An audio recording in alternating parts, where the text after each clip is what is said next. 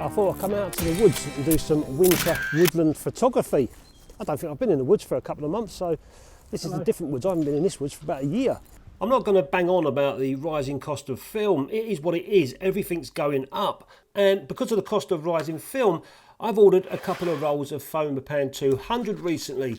As well as my trusty Ilford FP4, I noticed that the price between the two, with the FP4 being £7.25 or $9 and a cent, and the Fomapan being just £5.39 or $6.70, I could get 10 rolls of Fomapan for £53.90 or 10 rolls of Ilford FP4 for £72.50.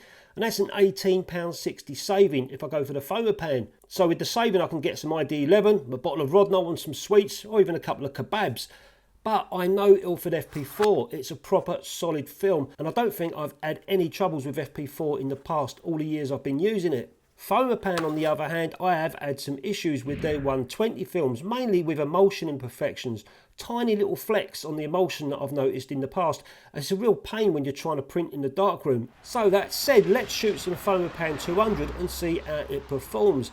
I'm not going to compare FP4 with it, I'm just going to see if I'm happy with the negatives after shooting and developing and printing.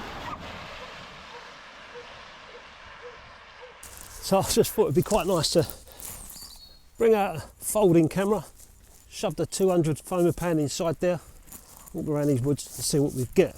I've also got a tripod on this as well, just in case my exposures are a little bit slower than I can handheld anyway. And also a cable release. And you can see it's a nice bright sunny day. The exposure on this GoPro has closed down because of the sun, but it's a nice bright day. The only trouble is it absolutely screamed down with rain last night, so the woods are pretty bad. I've got to cross this somehow. There you go. I've got some sensible clobber on anyway.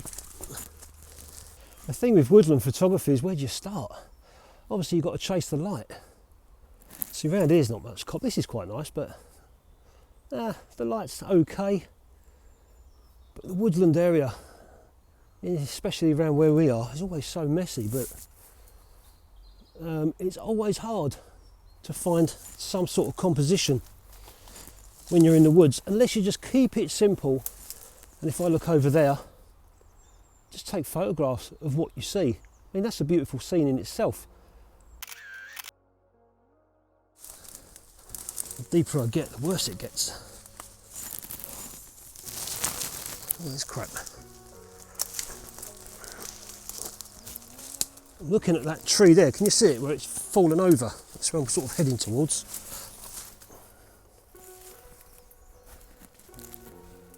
So we'll take a nice scene here. Oh, that's rather nice over there as well. Let's just walk over there a minute. Look at this.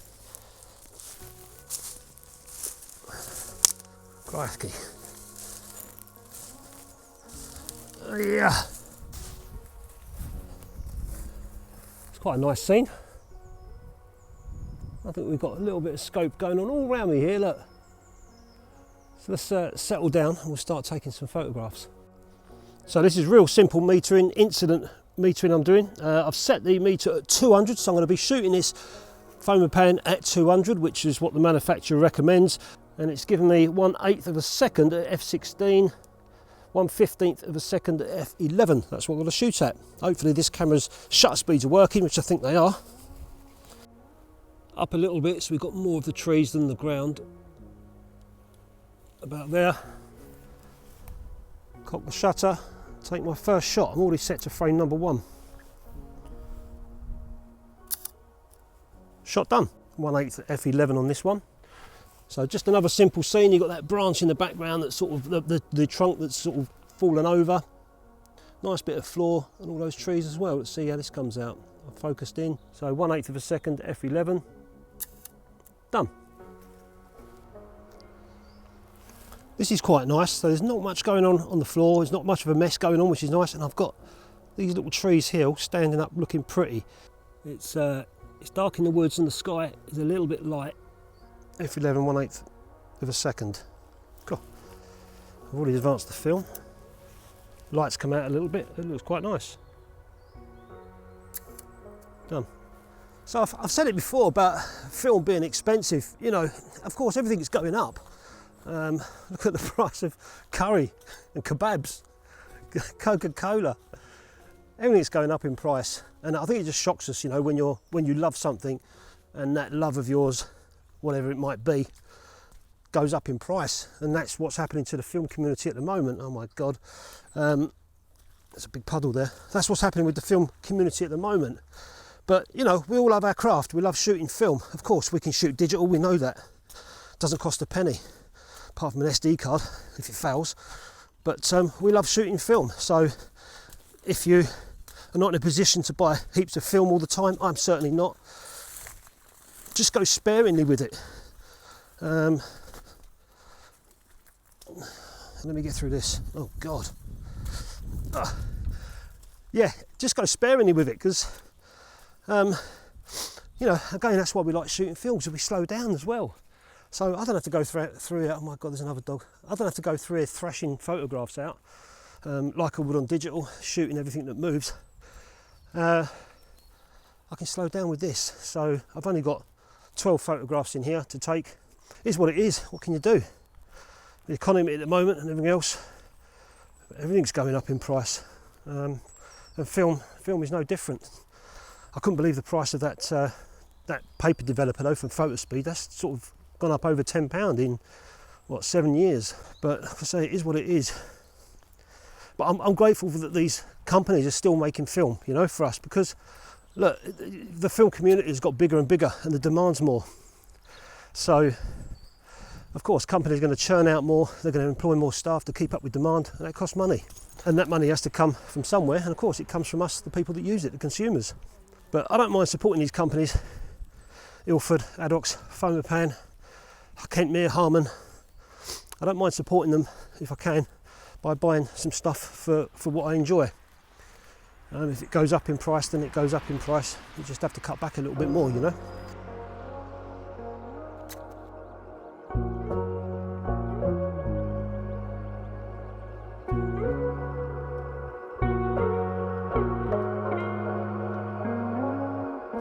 Now I've got to get out of here, get over that road to where my car is.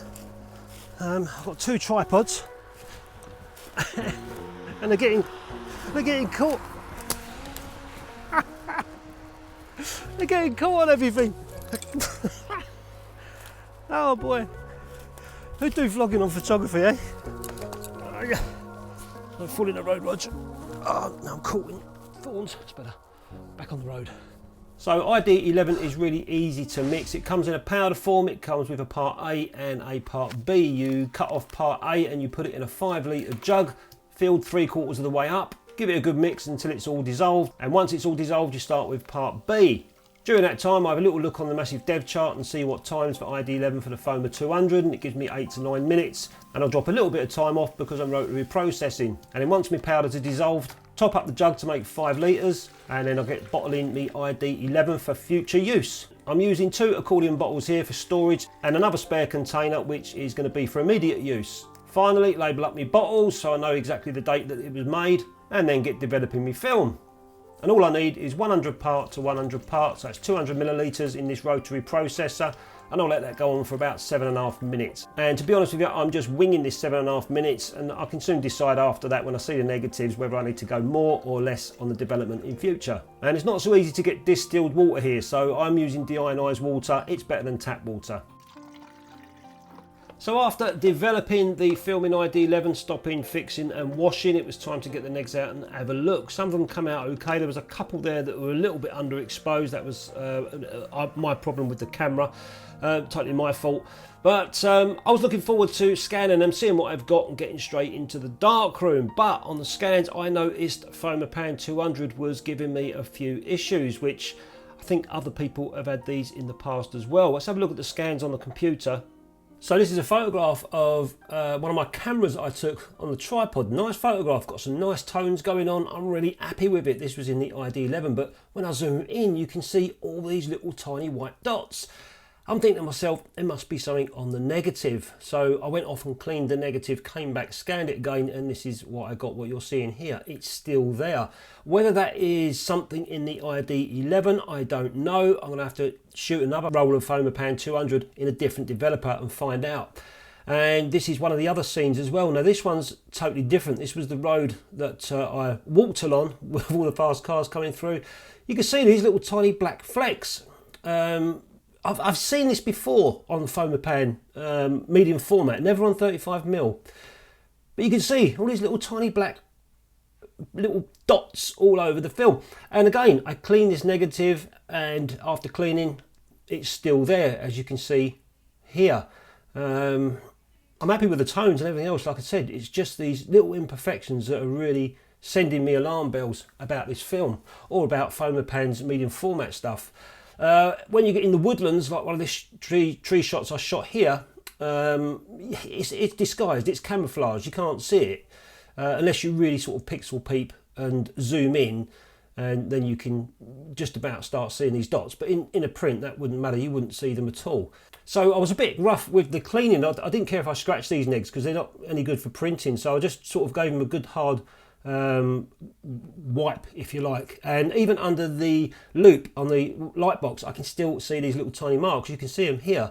It's really, really strange. And I went online and I typed in Fomapan 200 120 emulsion issues, and I found similar results as to what I've got here. Like this Porsche, you can see this person's got little flecks all over it.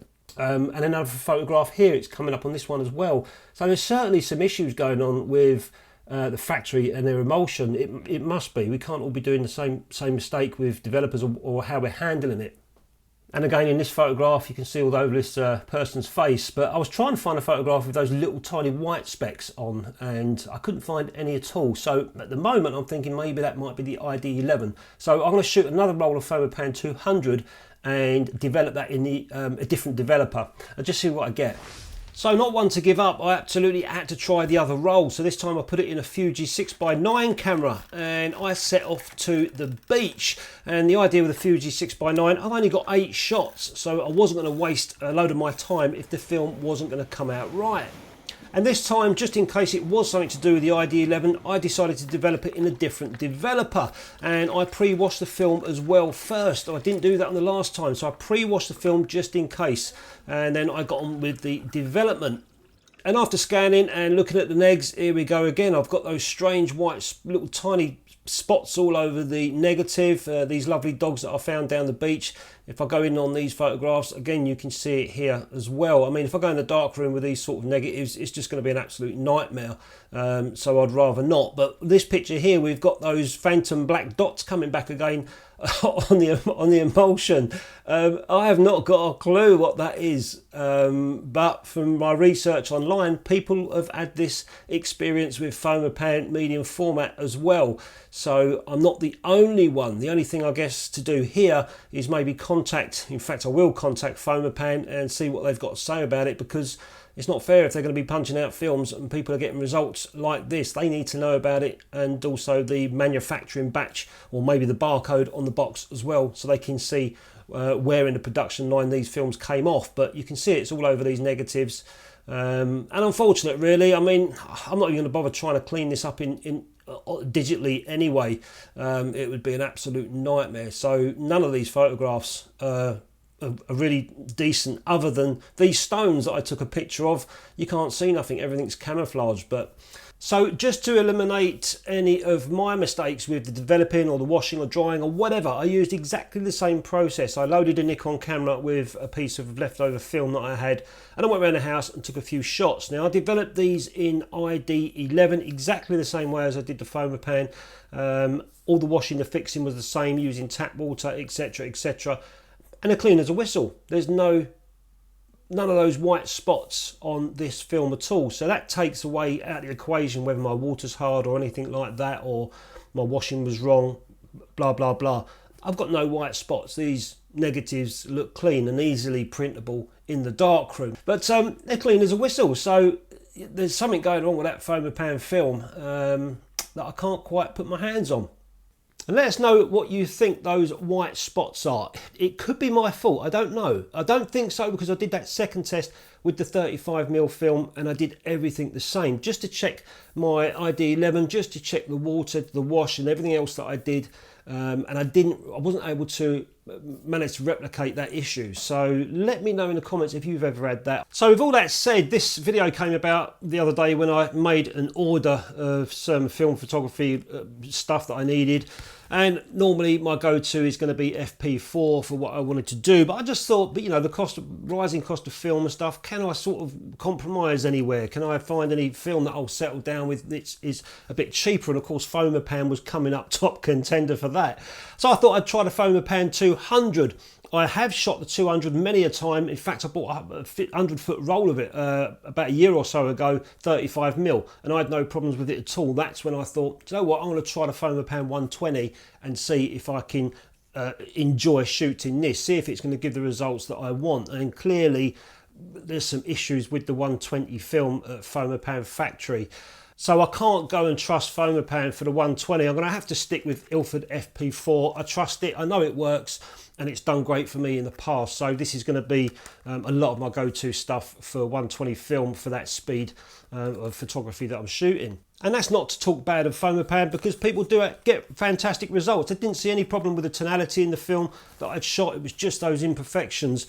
And a little while ago, I actually shot some Fomapan 100 120, and I had no problems with that. It's just my own personal experience. Over the years, I've tried Fomapan medium format film and I have had a few issues along the way. I just thought I'd give it another try to see if they'd fixed any of it. And they haven't. So, but like I said during the video, I'm grateful that these companies are still making film, chemicals and papers. I must admit, years ago when I started shooting film, I didn't think come 2025 there would be so many people shooting film and chemicals and films and papers coming out as much as they are now. Let me know in the comments, guys, if any of you have had issues with Fomapan. Do you like Fomapan, or what film do you shoot to try and keep on the inexpensive side? I know that there's Kentmere as well, another film that I've shot in the past. I do like Kentmere, I just prefer the Ilford FP4 better.